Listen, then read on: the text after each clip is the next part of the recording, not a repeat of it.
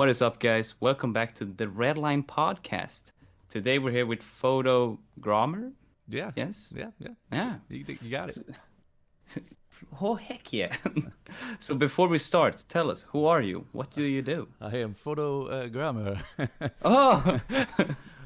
I am a YouTuber. I think much like other YouTubers you had on, a motovlogger, specific to the Honda Grom and photography. So kind of combine those two worlds into, I guess, something unique that kind of got me a little bit of attention on YouTube. And just an average mid-30s guy living in Florida. Got one Living his kid, best years. married. Nothing exciting for the young YouTubers.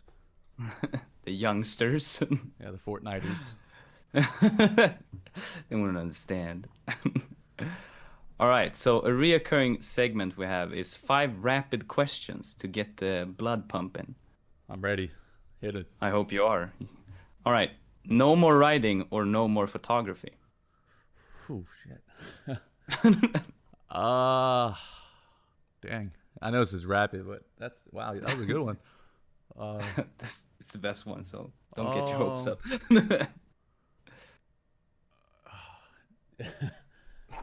Yeah, that's a hard one. I never thought about that. What world do we live in where you have to be confined to these choices? I would say, no more photography because you can always, I guess, take mental images. No more writing. That'd be kind of hard. All right, the next ones won't be as hard, so don't worry. Thank you. I was about to leave. Always, I'm leaving. I'm out. I'm out of this thing. Always way too hot outside or always raining. Way too hot. Yeah, rain sucks. If you were in a movie, who would you choose to play you? Oh. Shit. If I was the character in the movie, or if I was physically in the movie, I gotta have someone else No, play me. it's a movie about you. It's a Who movie would about play you? me. Oh man, I thought you said that was the best question. These are tough questions. I don't know. Someone bald, I guess. Who's bald? Mr. Magoo. Jason Statham. Yeah, there you go. Loud or quiet exhaust? Quiet, 100% on that one. That's easy. Worst fast food place? Worst fast food? Probably Checkers in the U.S. I don't know if you guys got that, but it's We barely have anything, but we'll get into that. yeah. Well done. You did terrific. Yeah, thank you. I almost couldn't keep up. That was good questions. I prepare them. I don't want to brag. Yeah, that's pretty I good. did my research. I'm impressed. I'm impressed. Thank you. Yes. All right, now we'll go into the real ones. So first up, how long have you been doing YouTube?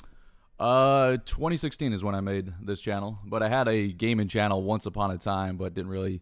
It was back in like 2009, I guess. But I took everything off, so you can't find anything. So Damn. it's all gone. But I had, when I first started this channel, someone recognized my Yeah. voice because I guess it's kind of unique, and they're like, "I know who you are," and then they called it out in the comments. I was like, "Delete, man, you're out of here." Who are you? Nobody is finding that history. But yeah, 2016 September when I bought the Grom, I pretty much immediately started the YouTube channel. So yeah, I bought it in September and I started my first video on the first ride. Nice. So you're no newbie to YouTube, so to say. No, yeah, I kind of, yeah, kind You of. were a hardcore gamer. I'm now going down. So you hit that peak where you kind of explode, and then the algorithms change, and then you become like one of these washed up guys. I'm on the way down. So I appreciate you taking this interview. This is very nice. Maybe we'll be monetized. I get half. I don't have any ads. I'm Oh, well then. I'm not even. I haven't even been able to be washed up because I haven't been anyone yet. Well, it's overrated. So, here's what I noticed when watching your channel. Do you have any other bikes, or is the Honda like your main baby, so to say? So the Grom is kind of like what made the channel, but I do have a Suzuki DSS car. I almost said GSXR and DRZ 400 Supermoto. I was gonna say previously, before I got the Grom, I've had GSXRs, so I've had big bikes. I had a 600 and a 1000. I've been riding since 2002, 2001, somewhere around there. That answered my second question. Damn it. Sorry. Don't worry, I'll edit I it. can elaborate. I can elaborate on that if you want to ask it again. Yeah, no, sure. You I can can. just go right ahead. It doesn't have to be me asking it. Well, I was just gonna say, like, I was lucky enough to in high school, I had my mom co-sign on a brand new 2002. I graduated in '02 high school. That's just my Yeah. age. But I had a senior in high school. I had a brand new 2002 GSXR 600. So that was like crazy. I'm surprised it survived. 18 on a cross Yeah. rocket. Flying around. Yeah, yeah. So I joined the Marines. It kind of sat in storage. I came home, brought it every now and then. Then when I got out, I traded it in for a 1000, crashed that into a guardrail within like 3 months of owning it, and turned it into a track bike. And then I did that for about a year or two, sold it, and then got the itch again, bought another 600. Got bored riding around here. It's not as scenic as probably where you live. It's very flat in Florida, very straight line. A lot of people have Hayabusas with like speakers on them. That's the type of riders around here. If that gives you an idea. Hell yeah. Yeah, exactly. So I got rid of that bike, and then maybe 2 years later, I kind of got the itch again, knowing I wasn't gonna get on a big bike and enjoy it around here. And I stumbled upon, I think Fooligan was the first motovlogger I saw, and I was like, Yeah. wait a minute, what? You can do wheelies and stuff on these things? How does that work? Yeah, and I'm not gonna die. Perfect. Sign me up. sign me right on up. Yeah, but then I kind of I didn't get bored of the Grom. I'm never gonna be bored of it, but I kept getting the question, when are you gonna get a supermoto? When are you gonna get a big bike? So I got a good opportunity to buy a DRZ supermoto, and I bought it. But I've ridden it about 4 times since I've owned it. So It's just a Grom. yeah, it's just a big Grom sitting in the corner. It's like a Grom, but I don't like it as much. Yeah, it's Yeah. scarier. You do wheelies on that, like you're actually going fast. You're like, wait a minute, and the bike weighs like 3 times as much as the Grom. So if it comes on you, Yeah, like, I noticed I saw when you did the drag race on your that Grom isn't very fast, no, but it got a lot of heart. yeah, it's got sentimental values. Yeah, it's not fast at all. It's the slowest Grom I've ever seen. So you take some amazing photos, if I may say so myself. You may. Thanks. No, thank you. If you had to say one thing that's the most important factor in taking good pictures, what would it be? Probably framing. So, compositing your photos to be less distracting and more interesting. So, for example, if you're taking a photo of your bike, instead of just taking the snapshot at eye level, maybe get a little lower, get a little higher. Pay attention to what's in the background, what's in the foreground. So if you got like a porter john or somebody walking in the background, maybe move a little to your left or right, or wait till they move, or that type of stuff. So compositing your shot, you can do a lot just by moving around, or changing your kind of the way you would take a photo. Try to take something that's outside of what you see all the time when people just take photos on their phones, like snapshots. This is good. I better write this down. I think you're because recording. I take horrible pictures. Oh, shit. Is YouTube your full-time job, or do you do anything else? Yeah. So I used to work in government contracts till like 2012, and then I quit that. Now, this is before YouTube for motorcycles, but I quit that to be. I was doing on the side photography, like event photography for motorsports. So track events. I would go out to take the photos for the participants and then sell them to them.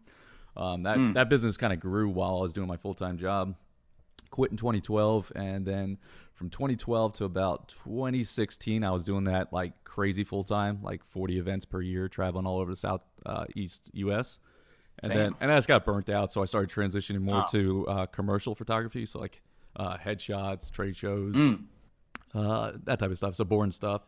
And then I kind of got bored with that. So when YouTube started picking up, I started weaning off that a little bit, and then YouTube kind of peaked, and then YouTube algorithm and the whole demonetization adpocalypse thing kind of hit. So I've gone back a little bit more to the photography. Plus I do some other money making things on the schemes. Yeah, totally legal, but yeah, I have other means of income, and then I'm married, so I have a wife with a normal 9-to-5 job. You answered my second question again, which was, what did you do before YouTube? God damn it. Well, I can elaborate on that. So it was very boring. I was just a buyer for a government contractor. So parts that go on the planes or military applications, I just bought the parts for that. So Yeah, it was like a 9 to 5 office job. Basically I watched YouTube all day and did like 2 hours of work maybe per week, and I got paid. It was really good. I don't know Why am I getting yeah. paid? I don't understand. Why Yeah. is they paying me in the break room? I was like, I better quit and do photography full time before I get fired. They're gonna catch on. So I saw your video reviewing Popeyes and Chick-fil-A's spicy chicken. I don't like the way you And you- say Chick-fil-A. How is it? You how, don't, how you, do I don't, you, say don't it? have, you obviously don't have Chick-fil-A where you're from. No, I'm getting into that. Don't worry. How do I say it? Chick-fil-A. Chick-fil-A. It just rolls off the tongue. Chick-fil-A. All right. Anyways, you talked with passion about the flavors and textures. So my question is, if I find myself in the States, where and what meal should I get? Keep in mind, in Sweden we only have like McDonald's and Burger King. I would probably avoid a fast food place altogether. I mean, there's a reason we're obese over here. But I don't. That being said, That being said, if you were to, the problem with Chick-fil-A versus the Popeyes video, and I still hold true to that, is Popeyes chicken sandwich that day was 10 times better than the Chick-fil-A sandwich I had, because I had a side-by-side comparison. But if I were to eat one or the other individually, I probably wouldn't have noticed the difference as dramatically. So if you were to fly over to the U.S. and you landed here, what should you eat? It's kind of like a loaded question, because you can experience like the worst fast food, like I said, Checkers, which you'll see like people picking their nose in the back while they're giving you your food, or you can not again. yeah, not again. We got so many chains here that it's kind of boring. I would say go to like a Mexican restaurant, since I assume you don't have too many Mexicans over there. Hit up like in St. Pete, we got a Red Mesa Cantina. They give you this burrito. It's called the El Gordo, which means like the big or the fat or something like that. So it's just like a big burrito. I would say go hit up some good Mexican food. If you're in That's California, yeah. San Diego has amazing Mexican food, like authentic. We have like Taco Bar. You have 10. You have Taco Bell, Chipotle. No, we don't have Chipotle. No Chipotle. Yeah, you're not missing anything. We have. I think you said the the one we have. Yeah, Taco We have Bell. one. Yeah. That's. Yeah. I don't even know if we have taco. I gotta check. Yeah. Oh, this is annoying me. Can I eat Taco Bell? Google it. Is that a thing? Damn it! Taco Bell's We only don't. good at like 4 a.m, where you're like, I'm really drunk. You're really drunk. You want to drive through and not be judged. That's where you go. Wait, why are you driving? My Google. You hear that? Hey, Google. Okay, Google. Please Shut stop. up. I was like, who's talking to me? I mean, Yeah, I was hearing that too. I was like, yeah, sorry. "Hey, is that your wife? Sounds a lot like a robot." Shh, let's not go there. She'll hear us. She's new. She's still under warranty. So, coming off that question, you seem like a guy with stories to tell, from what I noticed when watching your videos. So, what is a funny, weird, or stupid story that you can share? And it doesn't have to be motorcycle related. I mean, we can talk about like the crash, since I already talked about that. So this is kind of, I don't know if it's weird. It's kind of, I don't know if you believe in fate. I don't know if I do either, but it's one of those weird coincidences. So I joined the Marines in 2001, but my date of becoming or going to boot camp, and it's like your start of service, end of service, was August 19th. So August 19th was my start of service. 4 years later, I got out August 19th. A year later is when I had that motorcycle crash. It was on August 19th. I crashed in the guardrail, woke up in the hospital, and I just saw like they write on the board like, how you feeling today? And I saw the date. It was 8/19. I was like, wow, that's kind of surprising. It's a year after I've been out.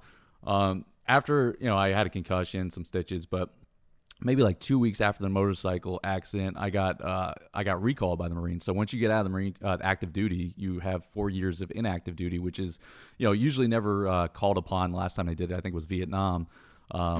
But I got recalled, so it pretty much means, hey, you're going to Afghanistan. It was for the surge. It was for Afghanistan surge in 2008, 2007, something like that. So anyway, I had to fly to St. Louis, Missouri, which is like halfway across the country. Actually, it was not St. Louis, it was Kansas City. And, a whole bunch of other Marines that were completed their service had to go back. and go through like evaluations, like, are you okay? Are you gay? You know, because it was don't ask, don't ask, don't tell. So you have guys saying, no, I suck dick, you know, demonetized. So you know, some people are saying they're doing drugs. Like everyone's trying to get out of it. You're done with your service. Yeah. You know, you're already fat and happy. You don't want to go back.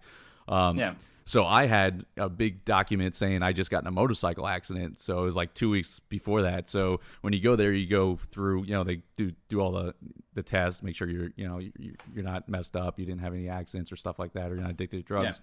Yeah. And that was my way of getting out. So I went there, presented them. I said, hey, you know, I just got in a motorcycle accident 2 weeks ago. I'm really dizzy. They're like, okay, you know, they take your stuff, you go sit down. It's like a whole day process. You know, one of the military guys there pulls me aside. They say, we're not, you know, they don't make it like publicly known, but they pull you aside. They're like, hey, we reviewed your medical things. We're not going to reactivate you. And I was like, yeah, all right. So coming home, this is like this is like 2 or 3 months after I started dating my now wife. So I'm like, if I go away for 15 months, that's over. You know, so it was very. I don't know. I always 819 is like a special number for me. When I did track days, I made it 819, but. That's just kind of like a little, I guess, background story about something that I find weird. The best story I can think of. Outside. So what you're saying is you came in there and said that you were gay, addicted to drugs, and had been in an accident. Well, you know, if they didn't believe the first two, so I had to pull out the medical record.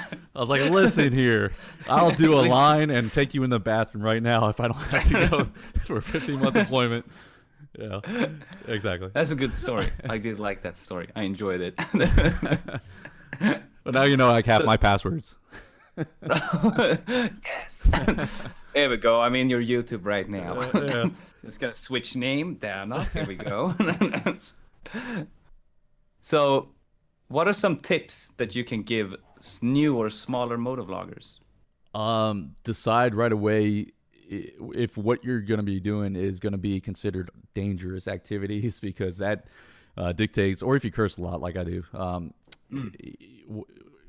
A or B, one of those two things will like immediately get you demonetize your videos. So really, the wheelies, like the little wheelies, the speed in, any road rage video. What's weird about motovlogging is you have to have that clickbait title and thumbnail to get people to actually click on it, regardless of your personality, how good of a video it is, how many hours you spend editing it. You know, I've had some of my best videos, you know, only get a couple thousand views. Where you spend, you know, days doing it. It's really funny. You just can't get them in there just because it's a bad thumbnail. Or lately it's been because once a video gets demonetized, Google or YouTube won't push it in front of, you know, they won't earn anything. They're not going to earn anything. They're not going to, you know, take up the bandwidth, etc. So yeah, if you're going to become a motovlogger in today's age, I would just be careful. If you're going to be doing, you know, crazy group rides, running from the cop videos, road rage videos, you're not going to make money on it. So if you're doing it, just do it because you like to do it. Don't do it because you think you're going to, you know, make a lot of money being a YouTuber, because, you know, you'll find out. And it's sporadic and it changes. So when the adpocalypse came, it came out of nowhere. So you know, you got to have other revenue streams. You got to have merchandise, Patreons or patrons, you know, whatever. You know, you got to have other things to fall back on. Otherwise, you could be hit. So if you're being a motovlogger, you know, or if you want to become a new motovlogger or progress your motovlogging channel, do it because you like to do it, have a good personality, and let that community grow within that, and stay engaged with your community. That's the big thing. It's very easy to, you know, life happens. You know, I got a 2-year-old and I got a daughter due in the next couple of weeks. So it's very easy for that to take priority. And then, you know, 2 weeks go and your whole community kind of doesn't fall apart, but you just forget, you know, forget to keep them updated. So it's very much you got to build that community within, you know, whoever you got. So if you got people commenting, comment back, heart them, you know, do things that make them feel important. That way they keep coming back to watch your videos. Yeah, how strict would you say YouTube are with their demonetization? Because I know cursing gets you like instant, and wheelies as well, but it's like speeding. Is even that, like if you're just going fast? So that's a great question, because it's recently what happens is, like, when you get demonetized, they don't tell you, right? It just shows up as a yellow icon on your video. So every now and then, like, videos from like 2 years ago, a year ago, will get demonetized, like, even though it's been monetized for the last year. So I think it's TubeBuddy. I use like a third-party app that you know, tells me what other keywords are using. It's like Tips. It's like a plugin for Chrome. But it'll tell me it'll do like a demonetization video search on all your videos.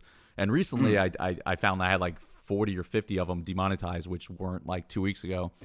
So you can like what you do is you do a review, you manually click request review, and then someone from YouTube reviews it. So I did that on all 40 of them. It's just one click with this app, and then 20 of them got approved for ads, 20 of them didn't. And I look at the 20 that did versus the 20 that didn't, and there's no difference on them. There's cursing, there's crashing in some of them, there's cursing, there's crashing in other ones that don't. So there's no real logic to how YouTube says yes or no, which kind of is very frustrating. It's not like they say, no, it's not, it's confirmed not suitable for advertisers because ... this, that. But I can, I've done like unboxing videos which don't get demonetized. Those are monetized, but they have 1,000 views, so it's nothing on it. But then, like I said, the rides that are wheelies or cursing or cops or whatever will get demonetized. So it's kind of I would say like right now probably about 30 or 40% of my videos are demonetized. All the big ones you see. So if you go to my channel, hit popular uploads, all those. Every 5 of those that you see are all demonetized now. The biggest one, which is like 5 million views, wasn't demonetized for like the first like year and a half. So that made a lot of money, but now it's not. Now it's making nothing. So it's kind of. I would say they're more aggressive than not aggressive, but they don't put a definite or defined reason. So I don't know because I'm on a Grom. I don't know if speeding will be, it's kind of hard to tell. Yeah, they look at me. They're like, "You're going under the speed limit."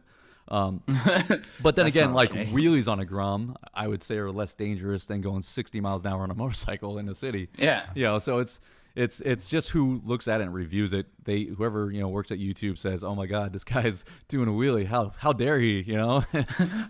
What a madman! Yeah. Lock him up. Yeah, he's influencing our youth. So it's very hard to say, but like I've done wheelie videos where they're just wheelie videos and they get demonetized. But now I've been putting a little disclaimer in the beginning, and sometimes it helps. And on top of that, I've been talking. This is kind of embarrassing. I've been talking to the YouTube review staff. I say, "Hey, if you're gonna, please don't demonetize this video, person that's reviewing this. Listen, I'm not doing anything dangerous." So I don't know, man. It's like rolling the dice. Like you put keywords in there, and automatically it'll get flagged. And then you have to review it, and then you just roll the dice whether or not they're going to say it's suitable or not suitable for advertisers. Damn. Yeah. That sounds like a lot of work. And it just takes the wind out of your sails sometimes. When you do like a really good video and then you see that yellow, and then it's not going to get pushed in front of your subscribers or anybody else, it's just like, oh man, what am I doing this for? Yeah, I think even the biggest realization for me how little you get afterwards. I remember PewDiePie did this weird diss track video or whatever. Wait, you're not PewDiePie? I thought I was talking to PewDiePie. Who are you? Sorry. Don't worry. My video on. Congratulations on hit #1 for that short time. No problem, man. Anyways, it was like. He made it has like over 300 million views or something insane like that. And it's demonetized. And he said that a video with 1 million views monetized earns more than that. That's insane. Yeah. I would. Yeah. Well, it's a CPM. So besides obviously, if you got the views don't equate to, I always used to think that views would equate to dollars, but it's not. Like even if you have apples to apples, like 10,000 views on one video and 10,000 views on the other, and they're both monetized, it's what that content on that video and what the CPM is, so what advertisers are paying for that keyword or that type of video. So it's a mess. That's why people get paid a lot of money to just understand that and be like a social media manager or whatever they're called, because they understand all that stuff. Yeah, right before we go into the next one, you said way back that some videos you make, if you don't have the clickbait and stuff, people won't click and watch, obviously.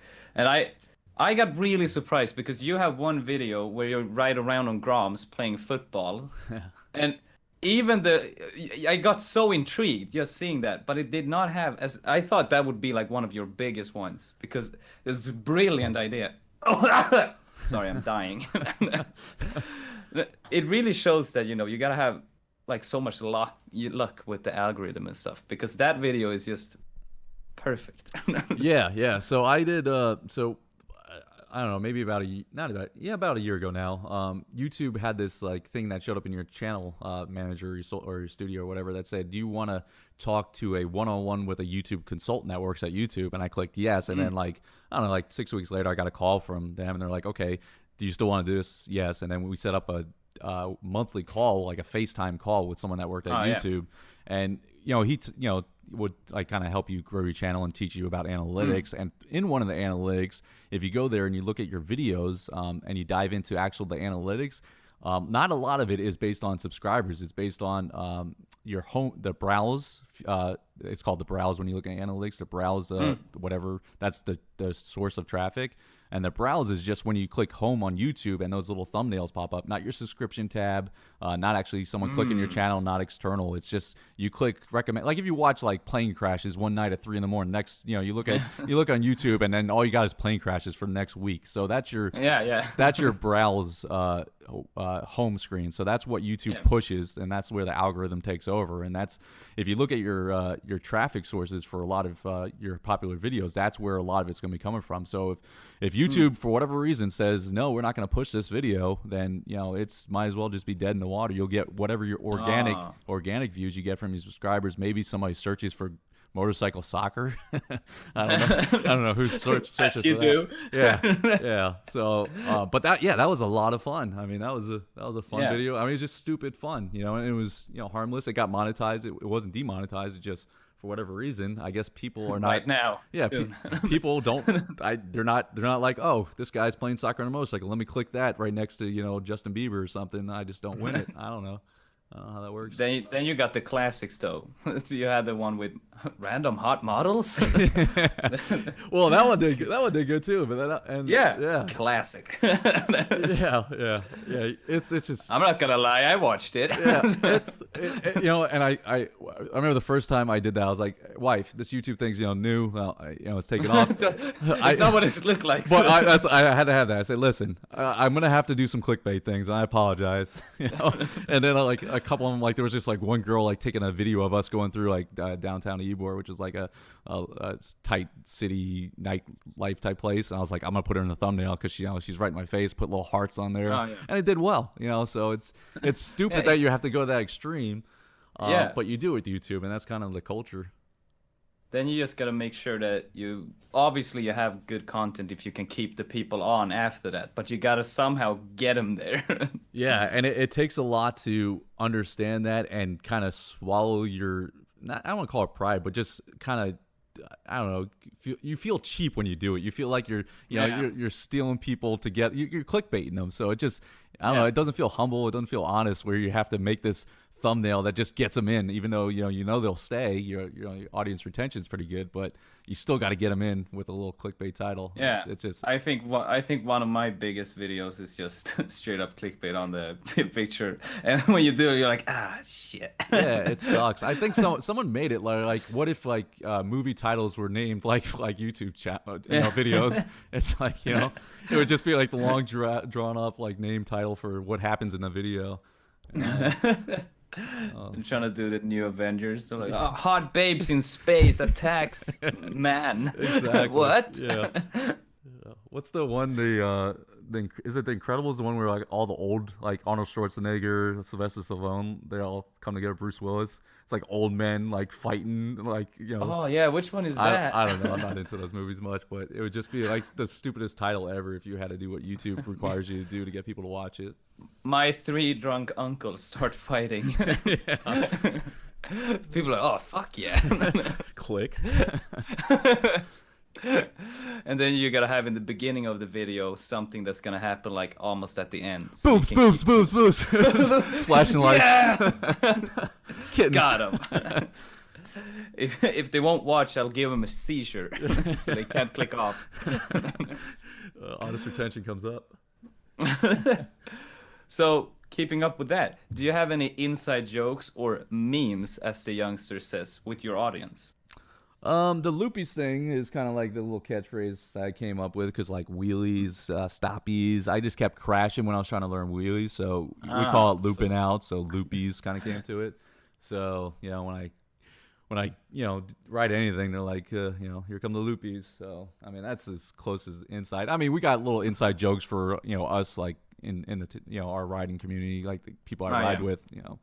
We got little inside jokes that I try to kind of explain videos, but sometimes it doesn't translate. Yeah. So like me, Lewis, Andrew, these are like regulars in my videos. Hector, we all play Apex Legends like religiously.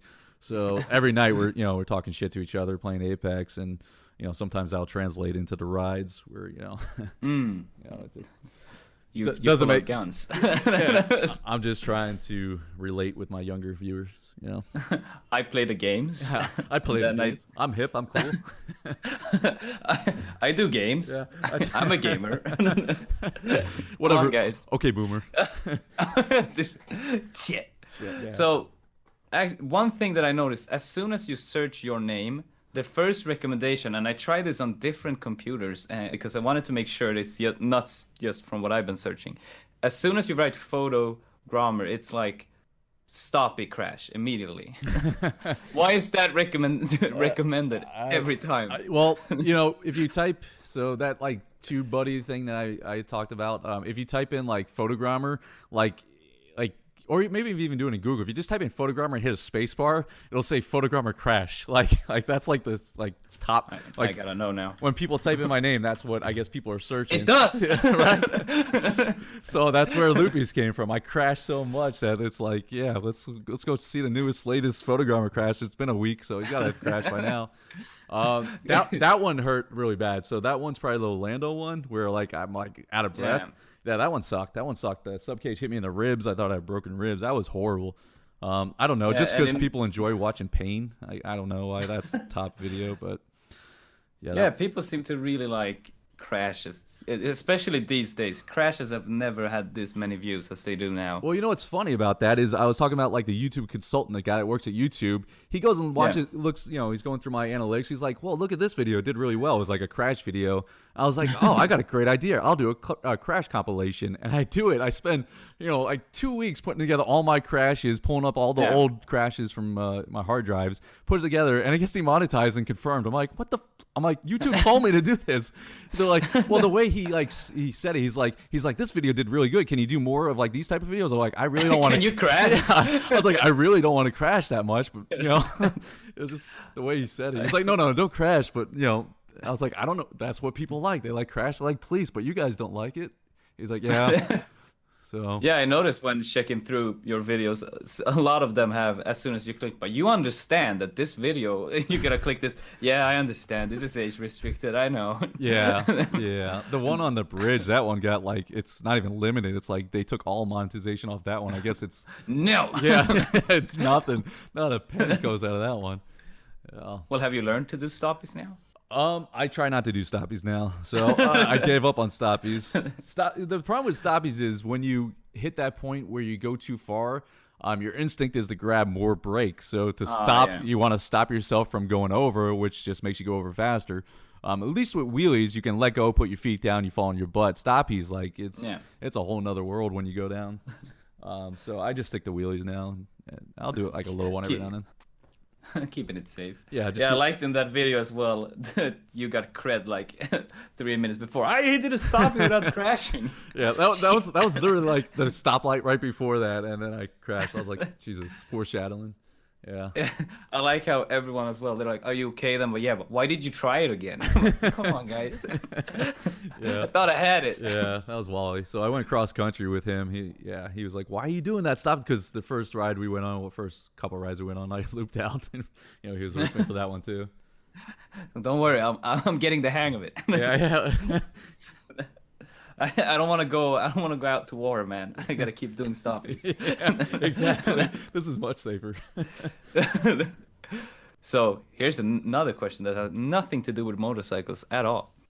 What do you choose and why? You can turn invisible, but it's insanely ticklish, or super speed, but only with flip-flops.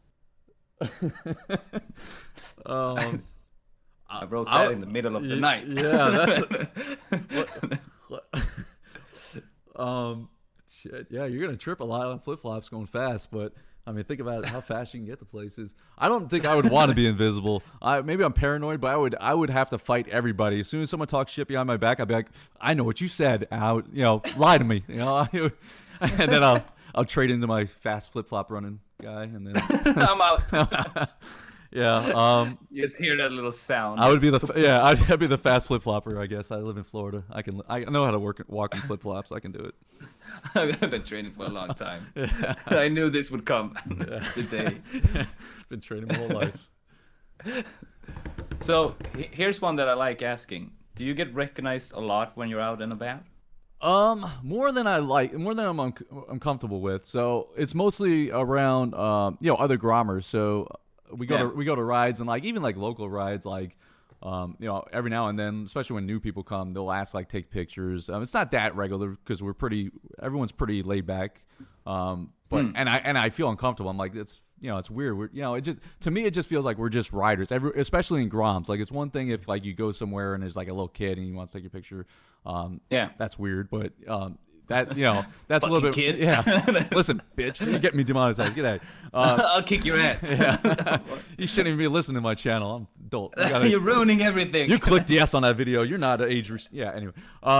No, it's rare. I don't know. It's not. I don't think I'm at that level yet. But within the Grom community, I find it to be very weird when other Grommers that were going on a ride asked to take a picture. I just consider everyone pretty much riders. So for me, I'm just recording and doing my thing. It's strange when that happens. It's rare, but yeah, when it does happen, it does catch me off guard. Well, I mean, also if you check your channel, it's like there's different people because there's pre-beard and then there's beard. And you look completely different. There's also skinny photogrammer and then dad body photogrammer. We just went on a ride Sunday, and someone messaged me. I guess I'm friends with him on Facebook. I just accept everybody. I don't care. And he's like, I didn't even know you were a photographer. He's like, I was on the ride with you. I'm like, oh, okay, cool. What do you say about that? Okay. now you know. Now you know. I was just the guy holding the camera out for half the ride, but yeah, I got it. That's cool. That's cool. Yeah. So that is actually all the questions that I had prepared. Cool. Good questions. So, thanks, Dad. Oh, shit. Whoa. Not again. So do you have any questions for yourself? Any questions for me? No. Just, how's Sweden? How's everything over there? It's snowy. Snowy, yeah. So what do you do in the winter? Nothing. Just interviewers, C-rated motovloggers in Florida. That's what you do with your Sunday nights. All right. It's a lonely life. Oh well. No, I try to improvise. Making weird motorcycle sketches, but that's a niche. Yeah. That's a niche audience. I can tell you that. Yeah. But I did go out on my bicycle for a video. That was fun. Yeah, I feel bad. The Grommy Bears, the Foogans, they're in Omaha, which is the north of the United States, and they're snowed in right now. And I keep sending them snaps and videos. I'm like, oh, you guys are stupid. It's 78. I'm literally right now. I'm wearing shorts and flip flops. Shorts and flip flops on what is it? December. So yeah. I'm wearing a hoodie because my room is so cold. Damn it. Wait till you get monetized, then you can turn that heat up. Please, YouTube. I need the YouTube money. Go on, YouTube. Stop holding out. Look what happened with PewDiePie. There's more of them. Recognize.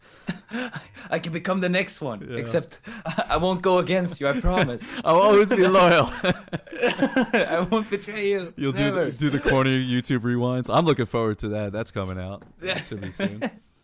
Yeah, the new YouTube rewind is out. Oh, is it? Oh, I haven't watched it. Yeah. Don't spoil alert for me. I got to go watch it. No. Okay. You're gonna be entertained. It can't be worse than last year, but that's what we said the year before. So I'll go.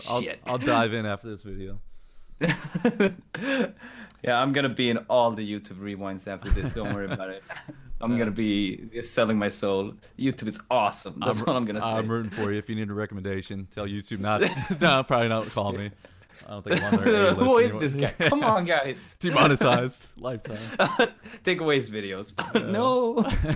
Well, I appreciate you interviewing me. I feel Yeah, I I appreciate feel you important. being on. Yeah, absolutely. I also feel important because I get to talk to someone. All right. We'll shake hands on that. Pat each other on the back. Here you go. I hope that helped. I'll take it. I'll take it where I get it.